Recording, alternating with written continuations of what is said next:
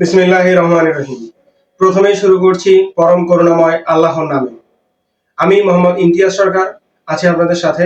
সবাইকে আমার সালাম, আসসালামু আলাইকুম। আপনাদেরকে সবাইকে স্বাগত জানাচ্ছি আমাদের ইউটিউব চ্যানেল ধর্ম ও বাস্তবতায়। আমাদের আজকের আলোচনার বিষয়বস্তু হচ্ছে সহিহ বুখারী সংকলনকারী ইমাম বুখারী রাদিয়াল্লাহু এর জীবনী নিয়ে।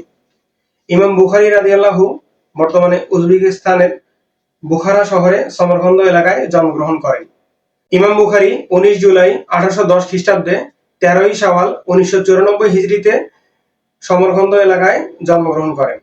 উপাধি: ইমাম আবু বুখারী রাদিয়াল্লাহু এর উপাধি হচ্ছেন আমিরুল মুমিনিন ফিল হাদিস। ইমাম বুখারী ছোটবেলায় দৃষ্টিশক্তি হারিয়ে ফেলেন। পরবর্তীতে তার মায়ের দোয়া ও আল্লাহর অশেষ রহমতে তিনি তার দৃষ্টিশক্তি ফিরে পান। ইমাম বুখারী 18 বছর বয়সে হজ ব্রত পালন করেন। পুনরায় 23 বছর বয়সে মক্কা শহরে গমন করেন এবং 6 লক্ষ হাদিস যাচাই বাছাই করার পর 16 বছর অক্লান্ত পরিশ্রম করে তিনি তার সহিহ হাদিস গ্রন্থ আল বুখারী রচনা করেন।